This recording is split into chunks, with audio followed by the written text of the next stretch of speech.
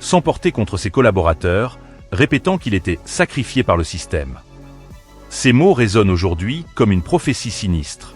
Était-il conscient de la menace, ou bien avait-il lui-même contribué à créer l'atmosphère de peur qui l'entourait? Le point culminant survient quand la presse dévoile un détail glaçant. La sécurité du lieu avait été réduite à la dernière minute, à la demande de l'équipe de Kirk elle-même. Officiellement, pour éviter de donner l'image d'un événement militarisé.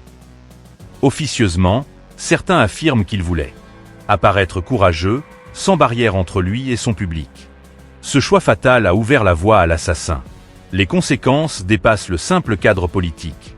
Dans les médias conservateurs, on parle de martyr, d'un héros tombé pour la liberté. Des millions de vues s'accumulent sur les vidéos de ces derniers instants, transformées en icônes par ses partisans. Mais dans les médias progressistes, un autre récit s'impose. Celui d'un homme dont la rhétorique incendiaire aurait fini par attiser la haine qui l'a consumé. Deux récits opposés, deux Amériques irréconciliables. Les réactions du public sont à la hauteur de la polarisation nationale. Des veillées s'organisent dans plusieurs villes, où ses partisans brandissent son portrait comme celui d'un prophète. Dans le même temps, des manifestations étudiantes dénoncent l'instrumentalisation de sa mort par l'extrême droite. Les réseaux sociaux deviennent un champ de bataille d'une intensité inédite. Hashtags contradictoires, accusations croisées, vidéos virales manipulées. Ce qui frappe surtout, ce sont les émotions réelles captées dans les coulisses. La mère de Charlie, en larmes, déclare « Mon fils savait qu'il risquait sa vie. Mais il croyait que l'Amérique valait ce sacrifice. » À l'opposé, un ancien collaborateur soupire « Nous l'avons averti. Il a joué avec le feu. Et le feu l'a dévoré. » Ces témoignages intimes mettent en lumière l'ambivalence d'un homme à la fois visionnaire et autodestructeur. Rappelez-vous ce que vous avez vécu en entendant la nouvelle. Le choc, l'incrédulité, puis ce sentiment d'assister à un tournant de l'histoire.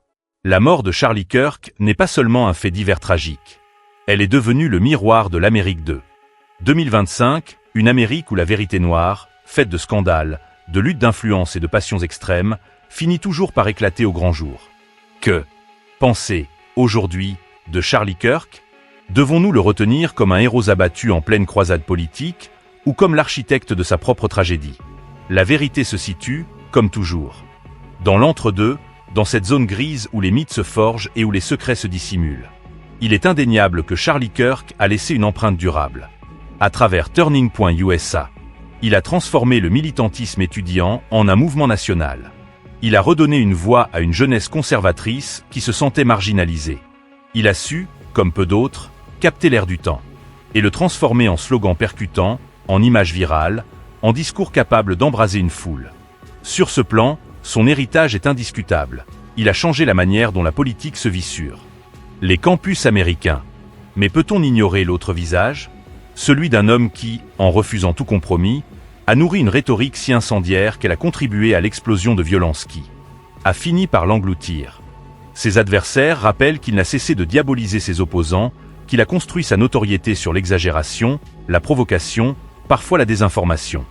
N'était-ce pas, au fond, une fuite en avant dangereuse, où chaque scandale servait de carburant à la machine, jusqu'au point de rupture?